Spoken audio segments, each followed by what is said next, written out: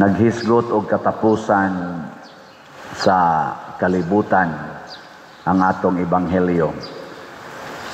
Niya gihuna-huna nila nga ang pagtapos sa kalibutan mahibaw-an nato. Si Jesus nagsulti nga inigbalik niya sa iyang second coming, matunaw ang tibuok universo ug ang tibuok kalibutan.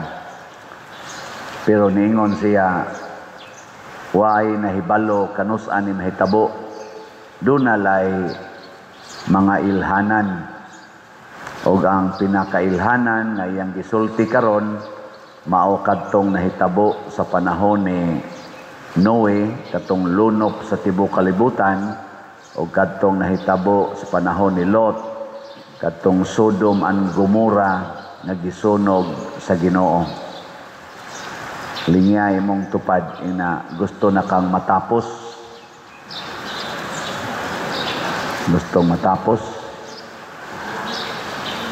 Naay balita na ang atong bag-ong namatay nga pari, si Father Kokoy Olmelia, napalgan, napatay, nagbanaw ang dugo dito sa iyang kondo unit sa may Mabulo, o naay samad iya batong liog, o gituhuan nga nagtapos siya siyang kaugalingon. Pero giimbestigar pag maayo karos kapulisan, ug wa bagyoy third party nga nagbuhat niini. Kumo na kay karon ang tulis, kumo na kay karon ang pagpatay tungod nis mga bisyo. Unsa gatoy meaning sa bisyo? Biga, inom, sugal, yup-yup or soyop, niya utang. So tungod aning bisyo, nahimong daghan ang krimen. Nadunggan ako sa una ang mga speeches sa atong former president nga gipriso na ron dito sa dahig, na di ga nato masumpo kining korupsyon o drugas, wa gyoy kalambuan ang nasod, mahugno gyud ta. Kana ra yung duha mo iyang gifokusan og maayo, ang drugas og ang korupsyon. Nya kining insurgency, kaning pagsigig terrorism, bunga man is korupsyon gyapon og sa drugas. Mao na karon daghan na sa kaing patay, daghang tulis, gani ang atong mga simbahan gipangtulis na. Oh. Matod pas usa ka pari nga bag-o pa lang gitulis dito sa Manlapay, ang ako intawong former assistant parish priest si Father Arnel Ponce nagpost, gilungkab na sa dito kumbinto nya sa ilang ihap-ihap siging discuss sa mga pari. Ika-16 na to nga parokya. Nganong kusog na marong tulis tungod yapon as bisyo. Linyay mong tupad inawa pa katulisan. Unya na apagilaing kining ato karong mga baha, nawa na flood control, pulos na lang flood. Sige na rabasag uwan. Unya, ang atong mga leaders, generally speaking, wa magtagad sa seryosong pagtagad. Tuwa hinoon gasigig tanaw ang mga warrant of arrest gikan sa ICC, mo sigihag hisgot, kanang mga papriso anang ilang mga atbangs politika. Pero ang mga tao nga nangalubong na slapok, nangalubong na tubig, wa na'y mga balay, wa gyud hisgot eh. Ang kanabang tanaw to seryoso ba? Ngano man tungod yaponas bisyo. Ug unsa maning bisyo? Matod pa sa unang pagbasa, nagsigi mo og tan-aw og nalingaw kaayo mo sa mga hinimos Ginoo, pero wa mo moila sa naghimo. Mga buang yun mo, matod pa ni Solomon. Kanabang magsigi kuno tagtan-aw sa hinimo nga mga nindot kaayo, unya wa ta mudayeg, wa ta moila sa naghimo. Muna nga gitawag nag mga Diyos-Diyos. Kaning ni ang mga adlaw, bituon, kahoy, tubig, mga bungtod, mga bato, mga mananap, o kaha mga tao, kanang atong gitawag og mga Diyos-Diyos. Mga lords, drug lords, o mga nana. Mga lords mo na, mga Diyos-Diyos. Landlord, ang sa panang uban. Na yung mga lord? Hindi, linya imong tupad, na kinsay imong lord karon. Na kinsay imong lord. Inaot unta nga ang imong lord mao si Jesus, mao ang the only God, the triune God para natong mga Katoliko. Nganong di man ta kailas Ginoo? Tungod kay ang Ginoo nagpakita nato pinaagi sa iyang mga buhat. Dili gustong Ginoo nga mo abot siya nato, mo pakita siya nato nga mura bagyog kana bang amazing kayo ba? Ang gusto niya makailata niya tungod sa iyang mga maayong buhat. Ug ang pinakamaayong buhat sa Ginoo mao gyud ang imong tupad. Lingi imong tupad. Tanawa ang naong. Nakakita ba kas Ginoo? Kung wa gani kakakita sa Ginoo sa ato palahi ka Ginoo. Kanabang dili na kamo valyo sa hinimos Ginoo. Wa na kay respeto sa naghimo. Nabatay niingon ako, pader kanibang atong Santo Kristo ka brutal ba sad ang nagnaong oy? Nabantay mo sa atong crucifix diri sa loyo. Ganahan mo magtan-aw ani. Ano ba?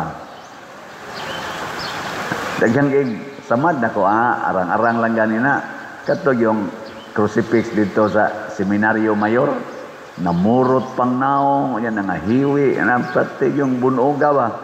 Nya, muragod og magampo kay tan-aw nimo, murag mahadlo ka kay ang mga buhok ng gahi, nanindog ang uban diri, murag yung ungo tanawon. Mao sa tingali na ang pagportray sa pag-ila sa naghimo ani. Pero ang naghimo ani artist. Atong respetuhan ang naghimo, pero watay respeto ato nang bungkagon kay wata kauyon. Maobitan na kaning ato mga simbahan na natay cultural heritage. Kanang ato diyang pultahan di naman na pwede usbon kanang fasad nato. Nga naman giangko na nga cultural heritage. Respetuhan ang naghimo ana. Di ba? Bisag malusno pa nas linog, ayaw tanduga. Ang cultural heritage mao'y mo ayo ana kaning ato mga simbahan rong nangalusno sama dito sa daan bantayan kay cultural heritage, respetuhan ang naghimo. Ana niya kanang imong naong kinsa may gahimo ana ug kanang naong sa imong tupad. Depende nimo ug nakaila ka Ginoo, moingon ka Ginoo ang naghimo ana. Kana rong nangaanod sa baha, kinsa may naghimo ana nila? Kinsa? Kana. Yang anong pilion raman nato ang atong higugmaon, pilion raman nato ang atong tahuron. Tungod kay kita na may nagpakaginoo. Ang katapusan di ay kalibutan, mga igsuon, mahitabo kung dili na ta moila sa magbubuhat nga mao ang Ginoo. Mao man ay nahitabo sa panahon ni Noe. Wa na sila kailas Ginoo, ang ilang gisigihan na lagtanaw, ang ilang mga pagkaon, ang ilang pagminyuay, ang pagtukod og balay, pero musulti ang Ginoo, di na sila maminaw. Mo nang gitapos sa Ginoo sila. Panahon sa Sodoma and Gomora, panahon ni Lot, mao gyapon. Di na mo ila ang mga tao sa Ginoo, ang ilang mga sala mao na ilang gihimong Ginoo, ang homosexuality mo'y kusog kayo atong panahon na sa Sodom and Gomora. Nya, masuko sila kun badlungon sa ilang mga sala. Mao nang di na sila mo ilas Ginoo, gipatay sila sa Ginoo. So ang katapusan sa dies kalibutan karon nga gitagna ni Kristo, mausad ang panahon na ang mga tao di na mo ilag Ginoo. Sa inyong tanaw, ang mga tao karon kita niila pabatas Ginoo sa tinuoray? Niila pata? As world? Naipipila tingali nga moingon niila, pero in global setting ba, kay katapusan mas kalibutan. Ang kalibutan, niila pabagkin sa gabuhat niya. Sultihan lang ta mo, pero kaning ako, di magini siya siguro, pero sa ako lang naobserbahan ba, sa akong pagpamalandong, naabay atay gitawag og global rejection of God. In global sit-up ba? Tanawa ha? Ang divorce, gidili nas Ginoo.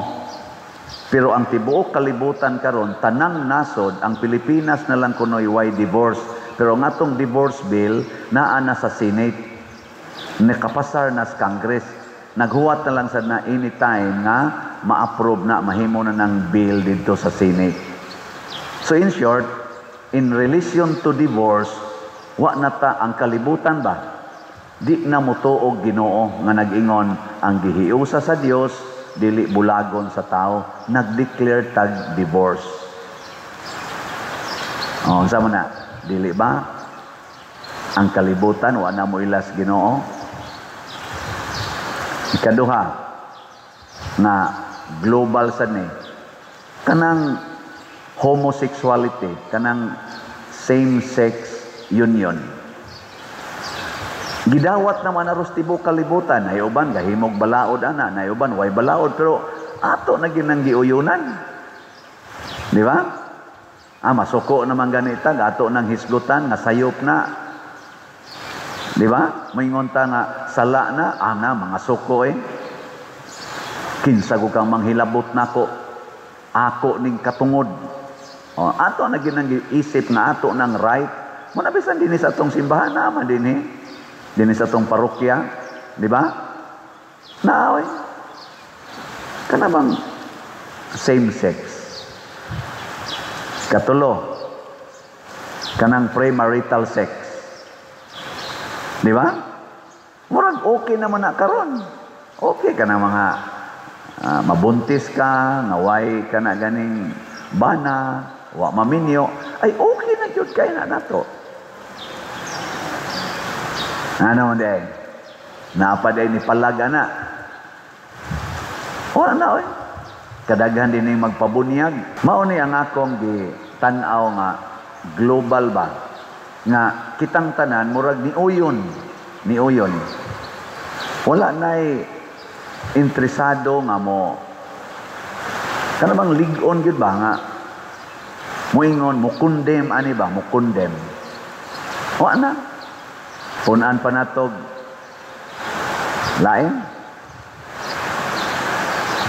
Tulo naman unsa pa man dili pa ni siya igo nga mo proiba nga moratag in global sit up ni sopak na tas Ginoo. Sige, punan natog ikatulo, ginagmay ra noon kanang paggamit anang artificial contraceptives, pills, ligation, vasectomy, condom, withdrawal. Dili day na going against God. Nya kumo naman na karon. Pila na lang kakabuk ang wa mo uyon ana. Gilingay mong tupad inawa jud ka kapils. Ina. Di ba? Mao na nga bagbantay ta ani. Kay mga pagpakita man ni nga wa na ta mo ila sa nagbuhat. Nganong magpills man ka, kay murag ikay tag-iya sa imong lawas. Nganong mag-abortion man ka, tungod kay murag ikay tag-iya sa ikay magbuot anang bata nga niturok sa imong sabakan. Nganong mag same sex man mo, murag ikay nagbuot sa imong sexual gifts. Nganong mag-divorce man, kay murag ikay nagbuot sa imong relasyon dinhi sa kalibutan. Naay magbubuhat, naay nag-monitor na tong tanan og ato ng ilhon aron dili tanganlan og buang sa Ginoo. Mao na nga unsa may atorong buhaton para dili tatapuson sa Ginoo, magsige ra gid tag-ila nga naay Ginoo. Nilingay mong tupad ina kanang pagpalit og slot nituo ka nga Ginoo'y nag-imbitar ana. Ina ba? Ina ka na bang pagpalit og slot nituo ka nga Ginoo mo'y nag-imbitar? Kay basig padersyano ra inyong gitanaw. Nya nalimot mo nga kana dayong pagpalit og slot ato din ang gamiton para sa atong simbahan. Nya ang simbahan mao ang lugar diin atong masinati ang Ginoo, ang katilingban nga naghigugmaay, nagampo o nagtinabangay. Muna kining atong grace nga slot. Pila na madero atong slot. Atong grace para ni sa atong tiwason og bayad katong atong previous project dito sa San Vicente nga napahimuslan sa rugmaayo sa mga parishioners sa San Vicente Liloan. Unya ang atong halin ani karon 85,924 na kaslots, naapay 614,076 kaslots nga available, tag 100 pesos per slot. Nga nani 70 slot challenge nga tag 7,000 per challenge, 261 na atong nadawat. Nya kining atong PPSC or Protection and Prosperity of Santiago de Compostela para sa dinhi sa atong ongoing projects na karon ato na sang nahinay-hinayag pahimos na improve na ang atong palibot o mga facilities. Ang ato sang halin niabot nag 60,734 ka slots, napay 39,266 ka slots na available nga tag 100 pesos per slot. Unya taani naani 162 slot challenge nga tag 16,200, 169 na ang atong nadawat. Ang atong DPR, Divine Powerful Response, ato ning itabang sa mga naigo sa linog o naigo sa mga bagyo labi na dinhi sa atong parokya. Ang atong total nga halin niabot nag 17,774, niya gikuhaan nig 8,773, napay nahibilin nga 9,001 ka slots. Niya ato ning gamiton sa pagpanukod og mga balay. Daghan kay way balay. Gahapon dito mismo Law, hilak in town ang pipila. Wa na gid sila'y balay. Magtan-aw sa ta perting lisura, so magtukod tag mga balay, di tingali dagko kanang ma-afford lang nato, mo cost lang og mga 50 to 60,000 labor and materials. Simple lang yun nga balay, pero maningkamo ta basig mga next week makasugod na ta og himo sa mga tukuronong balay. Mutabang lang ta, ngunay atong itampo sa atong mga LGUs nga nagtubag niining maong panginahanglan. Atong pakpakan ang namalit na tong mga slots nga nakailag Ginoo sa inyong pagpaambit aning inyong mga kwarta dinhi tag 100 dako kay pagpakita nga mituo tas Ginoo nga nag-awhag nato paghigugma ay kamo sama sa akong paghigugma ninyo. Kanang Ginoo nga nag-awhag unsay inyong gibuhat sa labing ubos mo na inyong gibuhat nga rinako.